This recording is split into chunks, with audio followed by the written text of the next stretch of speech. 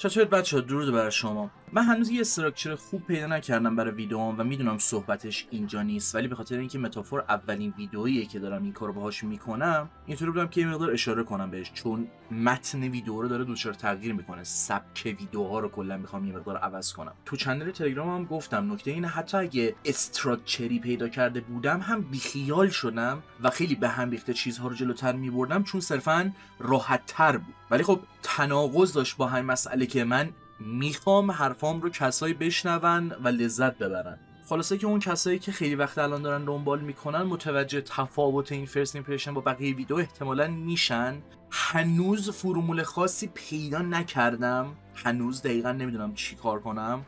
اصلا درگیر اینم که اوکی یه فاصله خیلی زیاد بدم تا اون فرموله رو پیدا کنم و اونطوری جلو برم، یا اون ما بین درست کردن ویدیوها سعی کنم یه شکل روایتی رو تو ویدیوم پیدا کنم. چرا مهمه گفتن همچین چیزی حتی برای این ویدیو، جدا از اینکه من باید یه ویدیو آپدیت برای همچین چیزی بدم؟ به خاطر اینکه من دوست دارم وقتی راجع به تجربه خودم صحبت میکنم، وقتی هدف ویدیو اینه، خب راجع به تجربه‌ام صحبت کنم. تمام اون چیزایی که تو ذهنم میگذشته، تمام اون شاخه به شاخه شدنها و چیزایی که همه ما توی طول تجربه یک اثری اون مسئله رو به دست میاریم.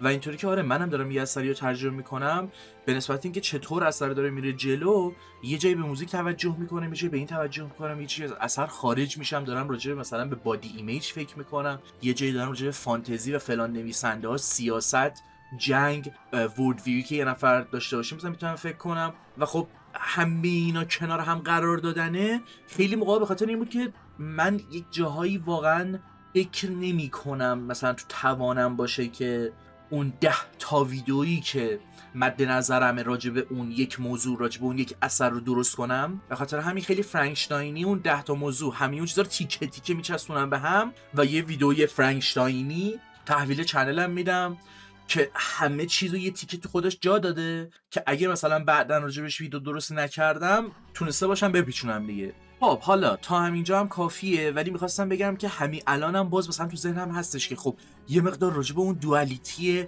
پروتاگونیست با آنتاگونیست صحبت کنم و اینکه چطور هر دوی اینا مثلا یک کتاب میخونن ولی برداشت متفاوتی ازش دارن، همونطور که من و شما این اثر رو تجربه میکنیم و شکل تجربه متفاوته و برداشت متفاوتی ازش خواهیم داشت. چه از طریق پرسونا 3 باشه، چه پرسونا 5، چه متافور، راجب کاریانگ و کارت تاروت و اون پرسونال دیولپمنت و آرکاتایپ ها و کلا یک سری چیزها صحبت خواهم کرد. هرچند که تو چنلم هم گفتم این آرکاتایپ ها صرفاً به کاریانگ بر نمیگرده، مثل که از سالهای خیلی قبل تری همچین چیزهایی بودن که بشه راجع بهشون صحبت کرد. ولی میگم حالا اینجور صحبت نیاز به ریزبینی خیلی بیشتری داره و بیشتر باید درگیر اثرها بشم و اصلا میتونه ویدیو مجزا باشه که به کمک پرسونا و متافور هاست. و در نهایت اگه الان 3-4 دقیقه راجع به خودم صحبت کردم، چون ویدیو در نهایت راجع به خودم، در نهایت راجع به اثر به خصوص نیست که فانتازیو یک اثر ترن بیسد است که خلاصه داستانش از ویکی‌پدیا درآوردم این است. همین دیگه، برید سراغ بازی. دستتون در نکنه منم یه ویدیوم جور شد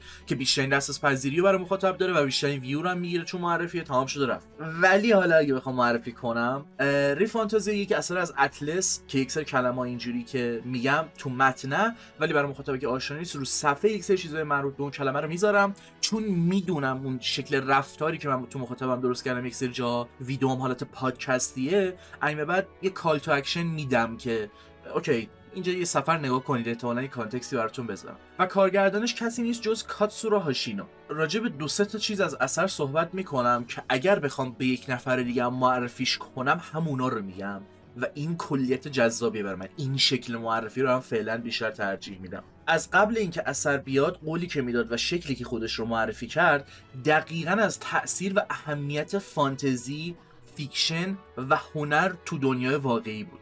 اینطوری نبود که من صرفاً یک سری رفرنس به یک سری کتاب ها و آرتیست ها دارم و از اون رفرنس ها استفاده میکنم تا داستان خودم رو روایت کنم، هم اون بخش قضیه رو داره و میشه از طریق آگاهی بیشتری که نسبت به اون مسائل شما دارید یا پیدا میکنید به اثر کانتکست بیشتری و داستان بیشتری بهش بدید، هم توی دنیای خودش به همین اون چیزا فرم میده و با همین مسئله واقعیت و فانتزی بازی میکنه و یک سری تویست خودش رو هم داره. اصلا به شدت فوکس تو کاری که میخواد انجام بده و اینشو من خیلی دوست دارم.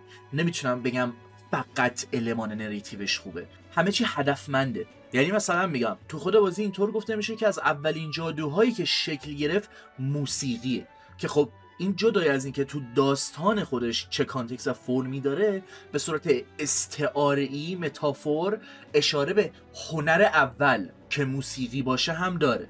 و از همینجا تعریفای بنده شروع میشه و چیزهای رندومی که میگم، اون جامپ زدن ها، تجربه به خصوص با یک سری چیزها که اگه اسپویلر نباشه هم نیاز به مخاطبی داره و کسی گوش بده اونا رو که اثر رو تجربه کرده، میذارم آخر ویدیو اگه همچی چیزی این ویدیو داشت. ولی فعلا در راستای همین موسیقی از نظر تکنیکالی کاری ندارم که چه خبره.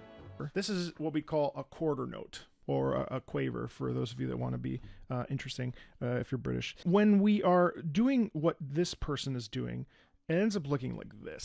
That's an X. And the X literally means that on the pitch,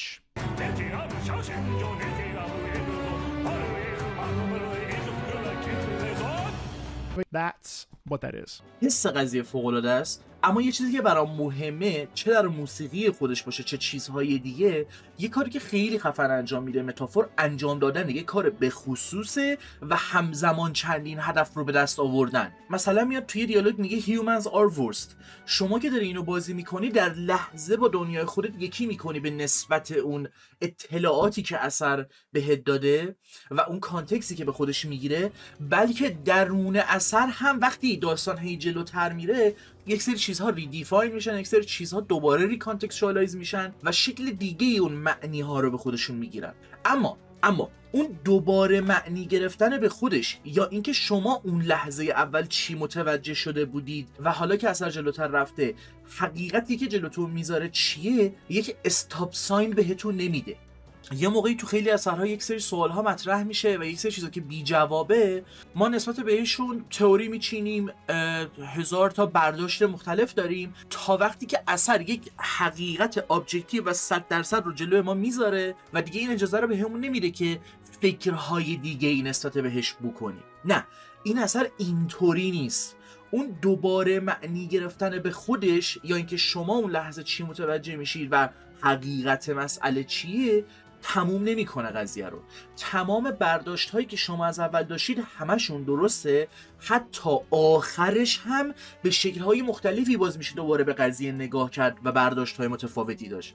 و اینطور نیستش که یک مسئله رو مثلا پایان باز بذاره، نه، مثلا به خاطر این میشه برداشت های متفاوتی داشت که خب پایان باز گذاشته. اینطوری نیستش که هنوز جواب داده باشه، هنوز حقیقتی رو به شما نده باشه. نه، اینطور نیست، حقیقت رو به شما میده، صرفا انقدر ظرافت داره تو نویسندگیش و تمام المان هایی که کنار هم قرار میده که هنوز هم به چندین شکل مختلف میشه بهش نگاه کرد. و این هنره، واقعا یک هنره، چه در موسیقی خودش میخواد باشه، چه نویسندگی و اسم کرکتر. حتی اصلا من بیشترین اسکرین شات هایی که از بازی انداختم در راستای همین دیالوگ هاست.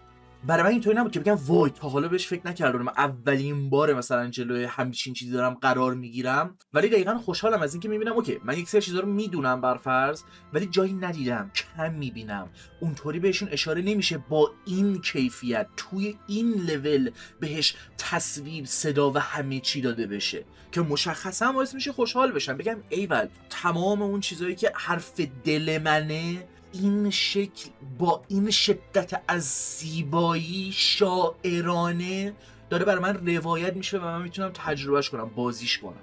و این اثر واقعا زیباست. میخوایم یه جامپ بزنم، صحبتام به یه سمتی برم که نیاز دارم یه چند تا مثال بزنم، ولی هنوز در راستای حرفای قبلیمه، صرفا به شکل دیگه‌ای.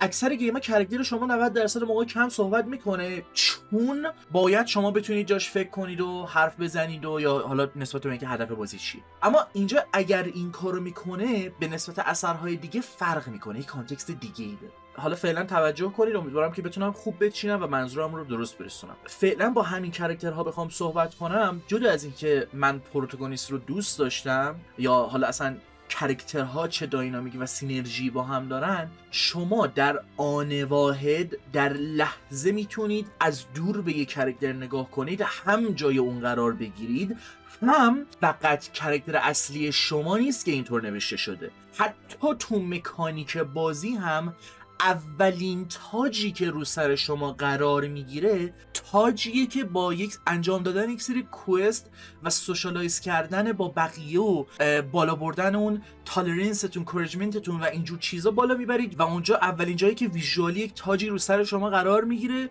و اینطوری هم نیستش که مثلا اوکی تو فقط باید ویزدم تو ببری بالا، تو فقط باید استرنگث تو ببری بالا. نه، باید یک شخصیت جنرالیست باشی، باید سیکر باشی که من قبلا هم صحبت کردم راجع به آرکاتایپ سیکر و اینکه حتی مخاطب‌های خودم رو این شکلی در نظر میگیرم که باعث میشه یک سری تک کلمات رو بگم و مثلا از مخاطب به خاطر سیکر بودنش انتظار داشته باشم که حالا مثلا یک سری کارا انجام بده. ولی این سیکر و جنرالیست بودنه توی پروتاگونیست خیلی چیزها رو برای ما درست در میاره. هیچ، گفتم همه کرکترها بخشیشون در وجود شما هست. یعنی حتی شما کرکتری داری که اصلا دیسیوره، منیپیولیتیو برخورد میکنه، دروغ میگه ولی خودش از دروغ گفتن تنفر داره. اصلا اون هیچی، شما حتی با ویلن هم میتونی رزونیت کنی خودتو. یعنی مردم و سوالهایی که تو خیابون همینطوری دارن واسه خودشون میپرسن و دیالوگیه که اصلا این سری جاها همیشه داره تکرار میشه پشت سرم، 10 بار شما ممکنه دیالوگو بشنوید، بازم میتونید جای اونا هم خودتون رو قرار بدید، چون میخواید بدونید، چون میخواید بپرسید که آقا این دیدی که شخصیت من به زندگی یا سیاست داره چیه. اصلا نمیخواید بدونید چیه، همه اینا رو درک کردید و میبینید که یک حقیقت محض در یک نفر وجود نداره. همه چیزها رو کنار هم باید در نظر گرفت و از یک زاویه دور از پشت مانیتور مثلا اگه داریم بازی میکنیم همه اون چیزها رو کنار هم قرار بدیم تا بتونیم دید بهتری به یک سری چیزا داشته باشیم که بازم کامل نیست. هر کسی تو یه لولی حرفاش منطقیه و قابل درکه که میگم موجب میشه ما خودمون رو جای هر کاراکتر حس کنیم. حالا از این مثال هم بخوایم رد شیم، با اینکه توی این بازی اون قابی که داره فرق میکنه، نکته کلیدیش اینه دیگه، شما میتونی خودت رو جای هر کاراکتری بذاری. خب مگه همچین کاری تو گیم های دیگه نمیشه کرد؟ که اوکی، اجازه بدید یه مثال دیگه هم بزنم.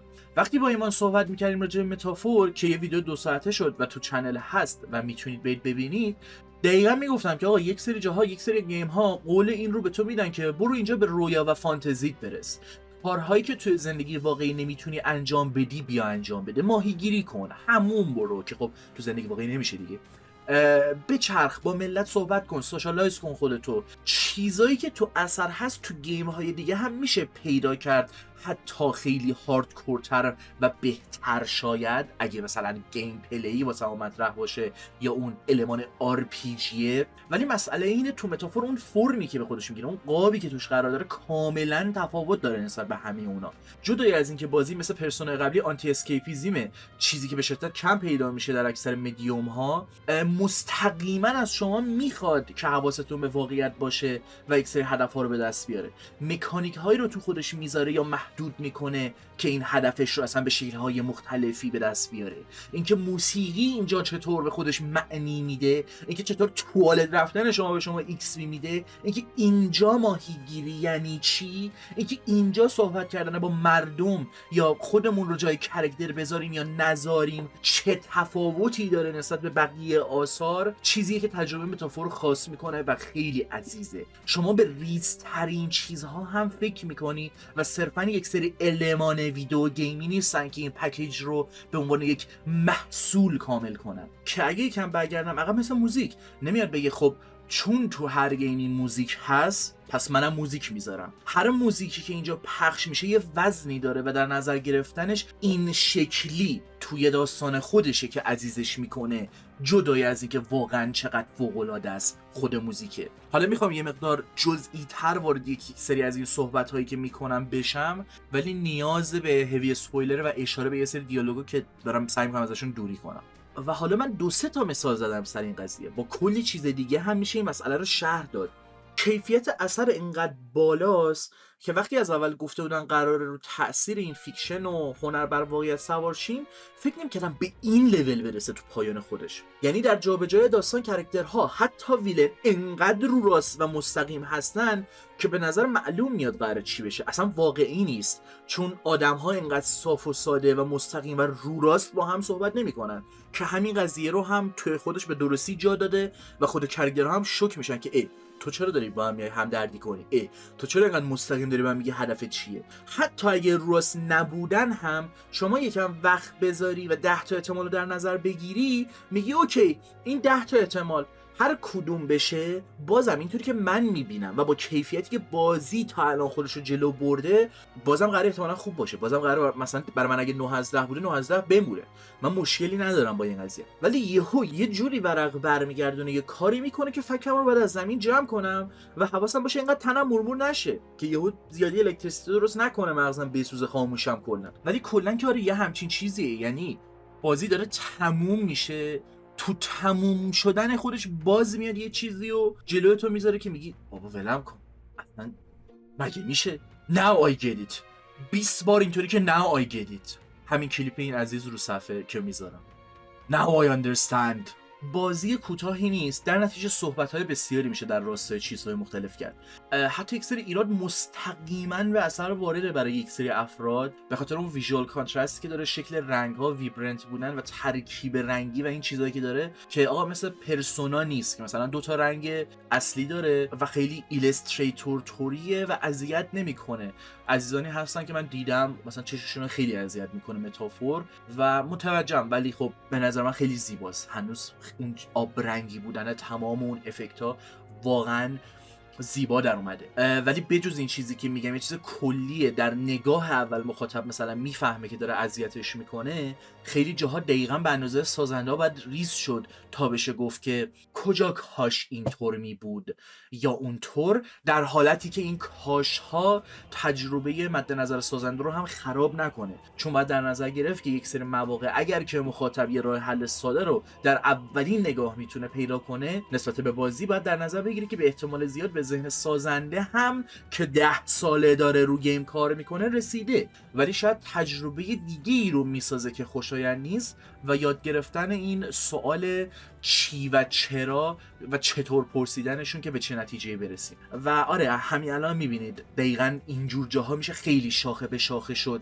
که وارد چه بحثایی شد و میخوام جلوگیری کنم ازشون، ولی در هر صورت همینه دیگه، مخاطب تجربه خودش رو اپتیمایز میکنه و این حرفا، ولی نمیخوام فعلا وارد این بحثا بشم و خیلی ریزبینانه فعلا تو این ویدیو راجع به متافور صحبت کنم، چون هدف دارم یک سری حرکت‌ها بزنم که به نظرم خیلی کمک میکنه به ویدیوها، چه به صورت تکی چه به کل. چون فکر کنم گفتم اول ویدیو که من فکر میکردم یه موقع‌هایی اصلا نتونم روی یه سری موضوع دست بذارم، نتونم یک سری چیزها رو بسازم که مثلا دم دستم و اون موضوعها رو دارم، پس همه اونها رو فرانکشتاینی میچسبوندم به یه ویدیو، برعکس همه چی رو خراب و ترسناک میکرد فرانکشتاین ولی در نهایت میتونم بگم که اون ویدیو 2 ساعتم با ایمان رو ببینید. شکل تجربه JRPG ها یکم متفاوته با اون چیزی که اکثر مخاطب‌ها بهش عادت کردن، اما کافیه بهشون فرصت بدید، مخصوصا به محصولی که خوبه و میبینید که با چه چیز جادویی طرفی. و آره ترجیح دادم این ویدیو برای اینکه مثلا یه مقدار مرتب‌تر باشه و انسجام موضوعی داشته باشه، به جای اینکه 100% معرفی باشه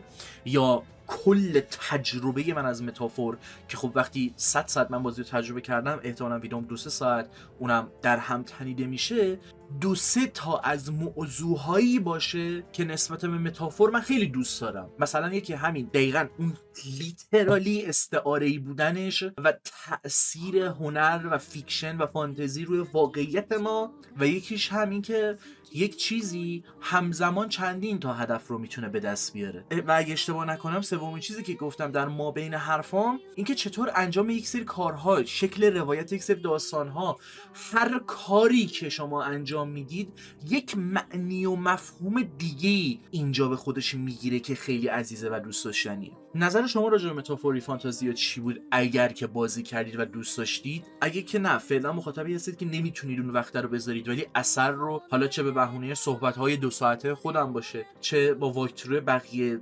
بگینگی دنبال کردید، با در نظر گرفتن این مسئله و اینکه حتما به این قضیه اشاره کنید چون خودتون مستقیم اثر رو تجربه نکردید و قطعا فرق میکنه، توی کامنت ها به من بگید کلا نظرتون راجع به متافور چی بود. امیدوارم اون چیزی که توی ذهنم رو بتونم در بیارم. اگه که بتونم در بیارم، ویدیو متافور در اصل برای من تموم نشده، صرفا تقسیم بندی شده و یک سری ویدیوهای دیگه با موضوعهای مختلف خواهیم داشت که همه اینا به چشم من میشه یک متافور. خب من یک ویدیو متافوری فانتزی رو میدم، میتونم راجع به همشون صحبت کنم، ولی خب نه واقعا دیگه حقیقت قضیه اینطور نیست و من میتونم همه اینا رو جدا کنم و موضوعهای مختلفی باشه. چیز دیگه نمیمونه. تا همینجا هم به اندازه کافی راجع به اثر و چیزهای مختلف صحبت کردم. امیدوارم که از ویدیو لذت برده باشید. راجع به مسیری که خود ویدیو هم داشت بهم بگید. میخوام ببینم الان اگه اثر رو تجربه نکردید، به نسبت شکلی که حالا یه سری حرفامو چیده بودم، حالا چقدر به نظرتون حرفا نانسنس می اومد؟ چون در نهایت من در نظر میگیرم که اوکی،